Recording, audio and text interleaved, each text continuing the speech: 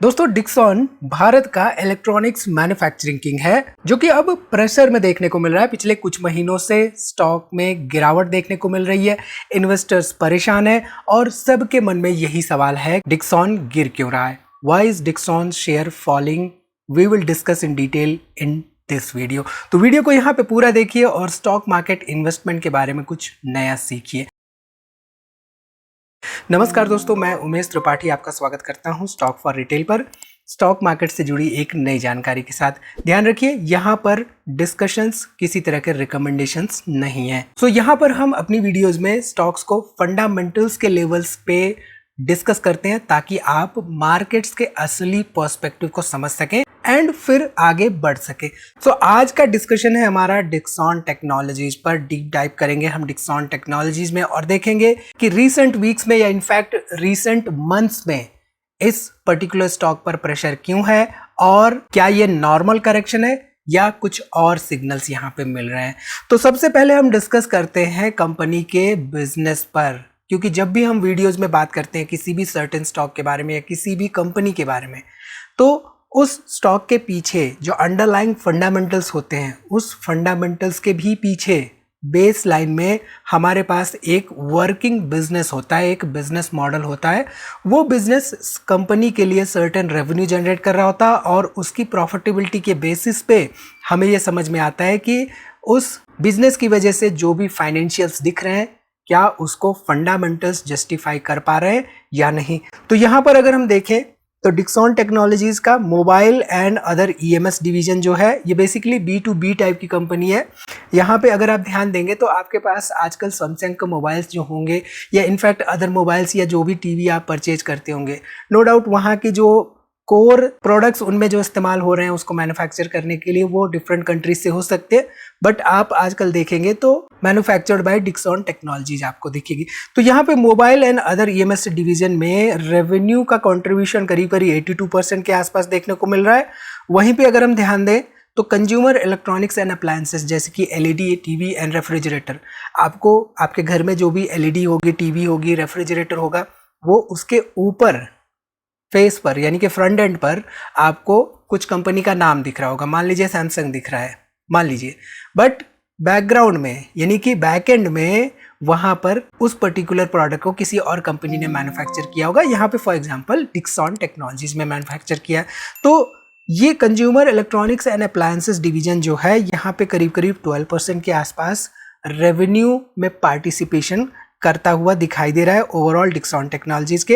And home appliances segment में यहाँ पे देखें तो करीब करीब 4% के आसपास रेवेन्यू जनरेशन में कंट्रीब्यूशन हमें को देखने को मिल रहा है। तो मोटा मोटी यहाँ पे देखें तो एलईडी डिवीजन हो गया, साथ ही साथ smart TVs, monitors, commercial displays, ये सब ये मैन्युफैक्चर करते हैं कंपनियों के लिए। साथ ही साथ यहाँ पे पीसीबीज वगैरह भी मैन्युफैक्चर करते हैं, एलईडी बार्स मैन्युफैक्चर करते हैं, तो इनका लाइटिंग सॉल्यूशंस भी हमें देखने को मिलता है। एंड इसके साथ ही साथ इंजेक्शन मोल्डिंग भी ये मैन्युफैक्चर करते हैं। तो ये जो प्रोडक्ट्स हैं, इन प्रोडक्ट्स की पहले तो हमें समझ होनी चाहिए। अब डीप में एलईडी टीवी काम कैसे करता है, अंदर के कोर कंपोनेंट्स कैसे काम करते हैं, वहाँ तक की समझ होने की ज़रूरत नहीं है, बट ये प्रोडक्ट कैसे किस लेवल पर मैन्युफैक्चर हो रहे हैं या कहाँ पे इनकी डिमांड है, इसकी स्टडी हमारे लिए इंपॉर्टेंट हो जाती है। फिर उससे हमें समझ में आता है कि जो इनके बिजनेसेस में रेवेन्यू जनरेशन मॉडल जो है वो इंटैक्ट है या नहीं। ठीक है, इनका जो रीसेंट क्वार्टर था, अभी Q3 यहाँ पे उसकी डिटेल्स नहीं आई है, तो यहाँ पे रीसेंट क्वार्टर में देखें रेवेन्यू फ्रॉम ऑपरेशंस, यहाँ पे आप देख सकते हैं करीब करीब 56% के आसपास से ग्रो हुआ। एबिटा यहाँ पे करीब करीब 128% एंड प्रॉफिट आफ्टर टैक्स करीब करीब 86% के आसपास से ग्रो होता हुआ दिखाई दे रहा है। अब आगे हम डिटेल में अगर देखेंगे इनके year on year revenue and profitability के ट्रैक रिकॉर्ड, तो हमें समझ में आएगा कि क्या ये कंसिस्टेंट है in terms of generating revenues and profitability. क्या कहीं ऐसा तो नहीं है कि एक साल में रेवेन्यू बहुत अच्छा आ गया और अगले साल में टाई फिस हो गया। यानी कि कंसिस्टेंसी मैटर करती है। क्या कहीं पिछले 2-3-4 क्वार्टर से इनकी कंसिस्टेंसी में कुछ हिंड्रेंस तो नहीं आ रही है, कहीं कुछ रेगुलेशंस तो नहीं आ गई जिनकी वजह से इनके रेवेन्यूज पे असर पड़ा है। तो यहाँ पे प्राइसेस गिरे हैं दिसंबर 2024 के बाद से, तो ऐसे में ये जो डाटा है दिसंबर 2024 के बाद के क्वार्टर्स का, उसकी स्टडी हमारे लिए इंपॉर्टेंट हो जाती है। ठीक है, सो पिछले कुछ महीनों में इनफैक्ट डिक्सॉन टेक्नोलॉजीज के स्टॉक्स में बहुत ज़्यादा प्रेशर देखने को हमें मिला है। वहीं पे अगर हम स्टॉक मार्केट से ओवरऑल कंपेयर करें तो स्टॉक मार्केट में अगर हम ध्यान दें तो सितंबर 2024 के बाद से गिरावट तो हुई थी, लेकिन उसमें रिकवरी भी देखने को मिली थी। बट यहाँ पे डिक्सॉन में दिसंबर के बाद से गिरावट तो हुई, बट वो रिकवरी कहीं ना कहीं से टेक्निकली नज़र नहीं आई। सो जब ब्रॉडर मार्केट कहीं ना कहीं से एक तरह से स्टेबल हो या ज़्यादा ना गिर रहा हो और स्टॉक पर्टिकुलर स्टॉक उसमें गिरावट हो रही हो, तो तीन चीजें हमारे लिए जानना इंपॉर्टेंट हो जाती है। सेक्टर स्पेसिफिक इश्यूज के बारे में कि कहीं कोई पर्टिकुलर बिजनेस के सेक्टर में तो नहीं प्रॉब्लम चल रही है, क्या उसका डाउन साइकिल तो नहीं चल रहा है। इसके साथ ही साथ कहीं कंपनी के ग्रोथ आउटलुक में स्लो डाउन तो नहीं आया है, कंपनी के पास्ट क्वार्टर परफॉर्मेंसेस में कहीं तो स्लो डाउन नहीं आया है, एंड कहीं ओवर वैल्यूएशन की वजह से प्रॉफिट बुकिंग तो नहीं देखने को मिल रही है। तो ये तीन इंपॉर्टेंट चीजें एज एन इन्वेस्टर हमें देखनी होती है जब भी हम ऐसी कंपनियों का इवैल्यूएशन कर रहे होते हैं जिनमें की रिसेंटली स्टॉक प्राइसेस में प्रेशर देखने को मिला हो। ठीक है, अब फंडामेंटल्स पर आते हैं। तो डिक्सॉन का बिजनेस किस पर डिपेंडेंट है? हमने देखा इनके बिजनेस मॉडल में कि ये क्या क्या सेल कर रहे हैं। तो इनका मोर ओवर जो बिजनेस मॉडल है वो डिपेंड करता है कंज्यूमर इलेक्ट्रॉनिक्स की डिमांड पर।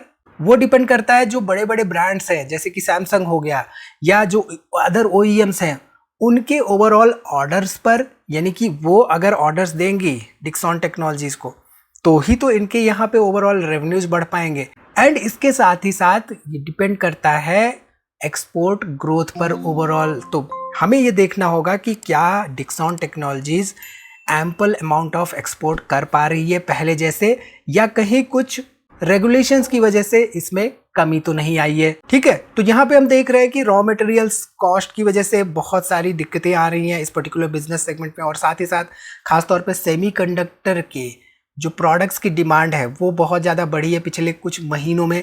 तो उसकी वजह से कहीं कोई क्रंच सिचुएशन तो नहीं है, कहीं क्या ब्रांड्स की तरफ से प्राइसिंग का प्रेशर तो नहीं दिख रहा है इस पर्टिकुलर कंपनी पर। ये सब हमारे लिए इंपॉर्टेंट पॉइंट्स हो जाते हैं डिस्कशन के, तो इन सब पॉइंट्स को हमें बारीकी से समझना होता है। सो एक तरफ ग्रोथ पॉजिटिव हो सकती है लेकिन एक्सेलरेशन स्लो होना ही मार्केट को डिस्टर्ब करता है ओवरऑल। ठीक है, अब यहाँ पे समझते हैं वैल्यूएशन के पर्सपेक्टिव से। देखिए, वैल्यूएशन का प्रेशर जब कंपनी पर पड़ता है तो कंपनी के फंडामेंटल्स चाहे कितने स्ट्रांग हो वहां पर प्राइसेस पर भी उसका प्रेशर देखने को मिलता है। तो यहाँ पर अगर हम देखें तो डिक्सॉन टेक्नोलॉजीज हिस्टोरिकली 60-70 के ऊपर के PE पर ट्रेड करता हुआ आया है और ऑब्वियसली उसका प्रेशर रहा है। तो जब वैल्यूएशंस इतनी प्रीमियम पे हो तो वहां पे इन्वेस्टर्स के एक्सपेक्टेशंस भी हाई हो जाते हैं। तो थोड़ा सा भी क्वार्टर ऑन क्वार्टर इम्पैक्ट अगर हो जाता है सेल्स में, प्रॉफिटेबिलिटी में, तो वहां पे मार्केट तुरंत रिएक्ट कर जाता है। सो सिंपल सा लॉजिक है, अगर हाई वैल्यूएशन पे कोई कंपनी मिल रही है तो एक्सपेक्टेशन भी ऑब्वियसली हाई है एंड वोलेटिलिटी भी वहां पर हाई हो सकती है। ठीक है, इसके साथ ही साथ जो पर्टिकुलर सेक्टर है उस सेक्टर में भी हमने रिसेंटली पिछले कुछ महीनों में इनफैक्ट हमने स्लो डाउन देखा है। साथ ही साथ एनालिस्ट के कुछ डाउनग्रेड्स भी हमने देखे हैं, रेटिंग डाउनग्रेड्स देखे हैं, एंड सेमीकंडक्टर सेक्टर में इश्यूज की वजह से ऑर्डर्स में डिलेज हमने देखे हैं। सो इन सब अनसर्टेनिटी की वजह से मोस्टली जो लॉन्ग टर्म इन्वेस्टर्स थे उनकी तरफ से हमें कहीं ना कहीं से प्रॉफिट बुकिंग देखने को मिल रही है। ठीक है, सो अगर हम इसके ओवरऑल सेल्स हिस्ट्री पे ध्यान दें, अनप्रॉफिटेबिलिटी हिस्ट्री पे ध्यान दें, तो 2014 में करीब करीब 1094 करोड़ के आसपास सेल्स हुआ करता था। प्रॉफिट यहाँ पे नेट प्रॉफिट करीब 14 करोड़ का था। अब देखिए धीरे धीरे यहाँ पे सेल्स बढ़ता हुआ दिखाई दिया, धीरे धीरे यहाँ पे प्रॉफिटेबिलिटी बढ़ती हुई दिखाई दी। तो ऐसे में जब ग्रोथ होने लगती है तो वहाँ पे जो इन्वेस्टर्स होते हैं वो भी एक तरह से एक्सपेक्टेशन और बड़े ग्रोथ की करने लगते हैं। तो यहाँ पे एक्सपेक्टेशन ज़्यादा हो गई। अब यहाँ पे देखिए तो आप देख सकते हैं कि मार्च 2025 में करीब करीब 38,000 करोड़ का यहाँ पे रेवेन्यू था एंड करीब 1200 करोड़ का यहाँ पे प्रॉफिट, नेट प्रॉफिट देखने को मिल रहा था। तो ऑल इन ऑल यहाँ पे आपको एक decent year on year sales में और प्रॉफिटेबिलिटी में ग्रोथ होती हुई दिखाई दे रही है। अब आते हैं क्वार्टर ऑन क्वार्टर में, क्योंकि क्वार्टर ऑन क्वार्टर से हमें शॉर्ट टर्म में क्या चीज़ें चल रही हैं ये पता चलता है। तो यहाँ पे आप देखिए तो जून 2025 में करीब 12,000 करोड़ का सेल्स था, सितंबर में ये बढ़ा, लेकिन दिसंबर में ये कंसिडरेबली यहाँ पे कम हो गया। अब इसके साथ ही साथ जस्ट 50% यहाँ पे डिप आ गया ओवरऑल प्रॉफिटेबिलिटी में। तो दिसंबर 2025 के बाद से ही तो हम देख रहे हैं कि स्टॉक के प्राइसेस में प्रेशर देखने को मिल रहा है। तो क्या ये जो पर्टिकुलर फंडामेंटल्स है ये अपने मूवमेंट को जस्टिफाई कर रहा है या नहीं, कमेंट करके जरूर बताइए। ठीक है, इसके साथ ही साथ यहाँ पे अगर हम शेयर होल्डिंग पैटर्न पे ध्यान दें तो प्रमोटर्स धीरे धीरे कम तो हुए हैं, लेकिन ये प्रमोटर्स के जो शेयर्स थे ये पब्लिक की तरफ ना जाके पब्लिक यहाँ पे ओवरऑल कम हुई है। पब्लिक का अगर हम ध्यान देंगे तो पिछले 1-2 साल में उनमें शेयर होल्डिंग में कमी आई है, हालांकि ये कुछ 1-2 क्वार्टर्स में आपको बढ़ते हुए दिखाई दिया public, but all in all यहाँ पे FIIs एंड DIIs पिछले कुछ क्वार्टर से बढ़ते हुए दिखाई दिए हैं। ठीक है, तो यहाँ पे अब फिर से वही डिस्कशन आ जाता है कि इस फॉल का मतलब क्या है। तो मेरे हिसाब से 3 पॉसिबिलिटीज हैं। पहला तो नॉर्मल करेक्शन, जब स्टॉक हाई वैल्यूएशन पे होता है तो हाई वैल्यूएशन वाले स्टॉक्स में नॉर्मली करेक्शंस देखने को मिलता है। दूसरा sentiment reset, market overall risk को रिड्यूस कर रहा है खासतौर पे हाई PE वाले नेम्स में। एंड तीसरा फंडामेंटल कॉशन, यानी कि ग्रोथ मोमेंटम यहाँ पे थोड़ा सा स्लो हुआ है और मार्जिन्स पे प्रेशर देखने को मिल रहा है, जिससे वैल्यूएशंस कहीं ना कहीं से कंप्रेस हो जाती है। So all in all stock गिरने का मतलब ये नहीं होता है कि कंपनी फंडामेंटली फेल हो रही है, ये कंक्लूजन गलत होता है। डाटा फॉल दिखाता है, कोलैप्स नहीं। तो आई थिंक यहाँ से आपको काफी कुछ समझ में आया होगा ओवरऑल डिक्सॉन टेक्नोलॉजीज के पिछले कुछ महीनों में इनफैक्ट होते हुए गिरावट के पीछे के रीजंस। तो इस वीडियो में इतना ही दोस्तों, मिलते हैं अगली वीडियो में एक नई जानकारी के साथ। कोई भी सवाल हो इससे रिलेटेड तो कमेंट जरूर करिए, वीडियो को दोस्तों में शेयर करिए, वीडियो को लाइक करना ना भूलिए। अगले वीडियो तक आप अपना बहुत ख्याल रखिए और हमारी दूसरी वीडियोस देखते रहिए।